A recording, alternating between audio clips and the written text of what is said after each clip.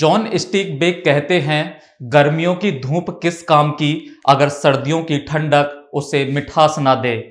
लोक कथाएं कहती हैं, दिसंबर सिर्फ ठंड लेकर नहीं आता, बल्कि वो इंसान से उसकी सबसे मुश्किल चीज मांगने आता है, खामोशी। दिसंबर वो महीना है जब आवाजें कम हो जाती हैं और यादें बोलने लगती हैं, जब दिन छोटे हो जाते हैं और रातें सवालों से भरी लंबी हो जाती हैं। इससे संबंधित जापान में एक लोक कथा प्रचलित है कि दिसंबर की काली रात जब रास्ते बर्फ से ढक जाते हैं और हवा बोलने लगती है, तब एक औरत दिखाई देती है, सफेद कपड़ों में, बिना पैरों के निशान छोड़े। लोग उसे यूकी ओन्ना कहते हैं, यानी बर्फ की औरत। यहीं से एक कहानी जन्म लेती है। जापान के बर्फीले पहाड़ों पर दो लकड़हारे काम करने जाते हैं, बुजुर्ग मोसाकू और जवान मिनोकिची। एक दिसंबर की काली रात भयानक तूफान आता है। बर्फ इतनी तेज गिरती है कि रास्ता गायब हो जाता है। दोनों एक छोटी गुफा में शरण लेते हैं, लेकिन ठंड असहनीय हो जाती है। मिनोकिची थककर सो जाता है। सुबह आंख खुली तो देखता है मोसाकू जमकर मर चुका था। शरीर पर बर्फ की मोटी चादर थी और सामने खड़ी थी एक अद्भुत खूबसूरत औरत। लंबे काले बाल, सफेद साड़ी जैसी पोशाक, पीली चमकती त्वचा। ठंडी सांसों से हवा जम रही थी। वो यूकी ओन्ना थी। यूकी ओन्ना को उस पर दया आ गई। उसने उसे बचा लिया, लेकिन एक शर्त पर कि इस रात का जिक्र कभी किसी से मत करना। अगर वादा तोड़ा तो मैं तुम्हें मार दूंगी। मिनोकिची डरते हुए वादा करता है। मिनोकिची गांव लौटता है। कुछ साल बाद उसकी शादी हो जाती है। उसकी पत्नी ओयुकी बहुत सुंदर है, लेकिन कभी बूढ़ी नहीं होती। सर्दियां आती हैं तो ठंड सहन नहीं कर पाती। बच्चे होते हैं। जीवन सुखी पूर्वक चलता है। लेकिन एक दिसंबर की ठंडी रात आग जल रही होती है। दोस्त आते हैं, पुरानी बातें चलती हैं। नशे में मिनोकिची वादा तोड़ देता है।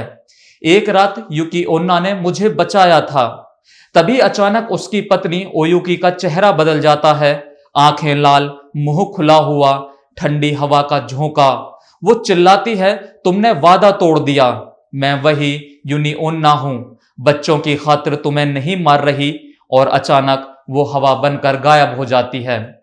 तब से कहते हैं, दिसंबर कहानियों के खत्म होने का समय होता है, बिछड़ने का समय होता है, यादों का समय होता है। नमस्कार, मैं हूं राज माहुर और आज की वीडियो में हम बात करेंगे साहित्य के दिसंबर की, उदासी के दिसंबर की, खामोशी के दिसंबर की। कभी जो टूट के बरसा दिसंबर, लगा अपना बहुत अपना दिसंबर। गुजर जाता है सारा साल यूं तो, नहीं कटता मगर तन्हा दिसंबर।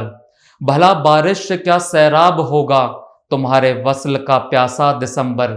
यही पूंजी है मेरी उम्र भर की, मेरी तन्हाई और मेरा दिसंबर। वो कब बिछड़ा नहीं अब याद, लेकिन बस इतना याद है कि था दिसंबर। दिसंबर साल का आखिरी महीना होता है, लेकिन सिर्फ कैलेंडर के हिसाब से नहीं। यह वो महीना भी होता है जब कई रिश्ते, कई कोशिशें और कई अधूरी कहानियां अपने अंतिम पड़ाव पर आकर ठहर जाती हैं। यही वह महीना होता है जब आपको अचानक याद आता है कि जनवरी में लिखा गया एक प्रेम पत्र आज भी आपकी शर्ट की जेब में पड़ा हुआ है। वक्त निकल गया, मौसम बदल गए, लेकिन वो कागज वहीं रह गया। दिसंबर हमें बताता है कि हर बात का जवाब नहीं मिलता और हर इंतजार पूरा नहीं होता। दिसंबर आते आते आदमी के पास हिसाब बनने लगते हैं, खोए हुए रिश्तों के, गवाए हुए लम्हों के और उन लोगों के जिनसे वादा कभी ठीक से हो ही नहीं पाया। कुछ लोग समय से पहले चले गए, कुछ हमेशा छूटते चले गए और कुछ बस चुपचाप दूरी बनाते रहे। दिसंबर सिर्फ ठंड नहीं लाता, वह याददाश्त को तेज करता है। जो बातें पूरे साल दबा दी गई थीं, वह इसी महीने सामने आकर सामने खड़ी हो जाती हैं। शायद इसीलिए साहित्य में दिसंबर बार बार लौटता है, क्योंकि यह महीना अंत और स्वीकार के बीच खड़ा होता है। यहाँ कहानियां खत्म नहीं होती, बस समझ में आने लगती हैं। मगर दिसंबर के उदास लगने की वजह सिर्फ जज्बात नहीं होते। प्रैक्टिकली सोचें तो दिसंबर आपको यह भी एहसास दिलाता है कि करियर, जिंदगी और अपनी पर्सनैलिटी के जिस मुकाम पर आप खुद को जनवरी में देख रहे थे, शायद साल के आखिर तक आप वहां नहीं पहुंच पाए। यह महीना अपने आप में कोई फैसला नहीं सुनाता, लेकिन एक तुलना जरूर सामने रख देता है। दिसंबर एक्सपेक्टेशंस और रियलिटी के बीच की रेखा को साफ साफ दिखाने लगता है। जॉन कीट्स कुछ इसी तरह दिसंबर को अपनी कविता में लाते हैं, and rare nighted December. John Keats के लिए दिसंबर उदासी का महीना नहीं है, बल्कि उससे भी आगे की स्थिति है। यह वो वक्त है जब इंसान दुख में भी नहीं रहता, बल्कि महसूस करना ही छोड़ देता है। कीट्स जिस दिसंबर की बात करते हैं, वहां दर्द चीखता नहीं, भीतर जम जाता है। इस कविता में दिसंबर को कीट्स एक ऐसे मौसम की तरह देखते हैं जहां कोई चीज ठीक करने नहीं आती, ना इंसान, ना वक्त, ना उम्मीद। और जब लंबे समय तक कुछ ठीक नहीं होता तो संवेदनाएं खुद को बचाने के लिए शून्य हो जाती हैं। यही शून्य होना कि दिसंबर की असली पहचान है। भारत में साल के आखिरी कुछ महीने, खासकर अक्टूबर और नवंबर, त्योहारों के होते हैं। चारों तरफ एक फेस्टिव माहौल होता है, रोशनी, शोर, मिलना जुलना और एक तरह की सामूहिक खुशी। लेकिन दिसंबर उस पीक हैप्पीनेस की ठीक बाद आता है। जैसे ही त्योहार खत्म होते हैं, माहौल अचानक साधारण हो जाता है। वही सड़कें, वही लोग, वही दिनचर्या। बस अब कोई बहाना नहीं बचता जिसमें खुशी को टाला जा सके या उदासी को ढका जा सके। जैसे अर्श सिद्दीकी साहब कहते हैं, उसे कहना दिसंबर आ गया है, दिसंबर के गुजरते ही बरस एक और माजी की गुफा में डूब जाएगा।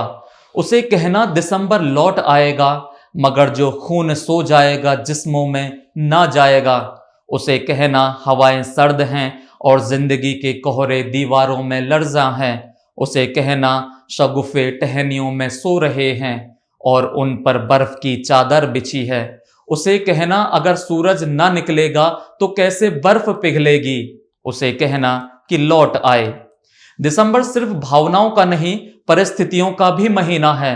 दुनिया के कई इलाकों में, जैसे साइबेरिया, दिसंबर सबसे कड़ी ठंड लेकर आता है, जहां इंसानों के लिए महज जीना, सर्वाइकल होना भी एक चुनौती होती है। यह ठंड सिर्फ शरीर को नहीं, रफ्तार को भी रोक देती है। काम, आवाजाही और जिंदगी सब कुछ धीमा पड़ जाता है। इसी तरह हमारे जज्बात भी दो गुटों में बटे होते हैं। कुछ जज्बात गर्म होते हैं, खुशी, गुस्सा, उत्साह, जो तेजी से बाहर निकल आते हैं, और कुछ जज्बात ठंडे होते हैं, थकान, तन्हाई, पछतावा, जो शोर नहीं करते, बस भीतर जमे चले जाते हैं। दिसंबर इन्हें ठंडे जज्बातों को सामने लेकर आता है। शायद इसीलिए दिसंबर साहित्य में इतना असरदार महीना बन जाता है, क्योंकि यह ना तो पूरी तरह उम्मीद का मौसम है और ना पूरी तरह टूटन का।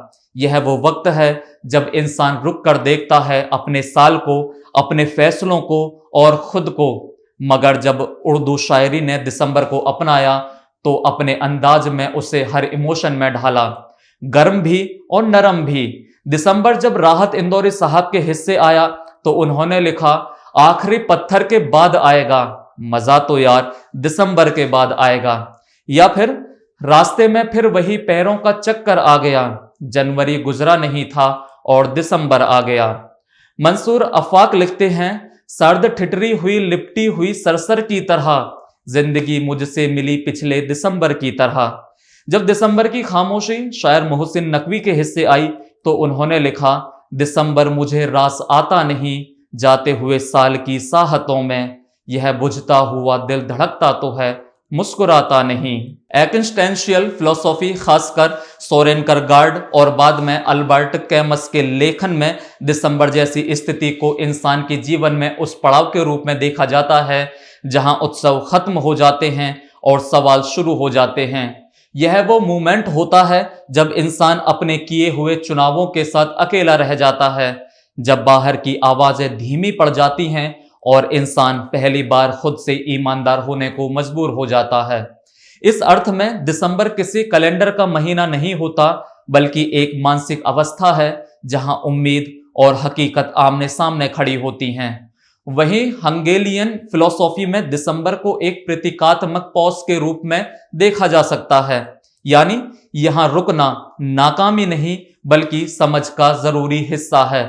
दिसंबर यहां वो समय बन जाता है जहां पुरानी धारणाएं टूटती हैं लेकिन नई अभी बनी नहीं होती।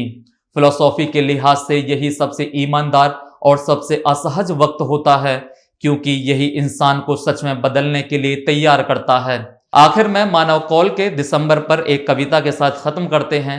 आज कुछ बेहद नीरस है, जैसे तुम्हारे शरीर के वो 12 तिल, वो 12 तिल 12 महीनों की तरह हैं। मैं हमेशा से साल बचाना चाहता था, मैं कसकर मुट्ठी भेजता, मगर हर महीना तंग उंगलियों के बीच से हंसता हुआ फिसल जाता। हर बार साल खत्म होने पर जब मैं मुट्ठी खोलता तो 11 तिल जा चुके होते, मगर एक दिसंबर ना फंसा रह जाता था रेखाओं में कहीं हमेशा। वो दिल्ली में दिसंबर की ठंड थी जब हमने आखिरी बार गले लगकर एक दूसरे को विदा कहा था। उस धुंध में तुम्हारे मफलर से झांकता हुआ तुम्हारी गर्दन के पास बैठा वो दिसंबर का तिल तुम्हारे जाने के बाद रह गया था मेरे पास। साल बड़ी आसानी से खत्म हो जाते हैं, मगर दिसंबर हाथ नहीं छोड़ता। आज भी ये था दिसंबर। यह वीडियो आपको कैसी लगी हमें कमेंट बॉक्स में जरूर बताइए।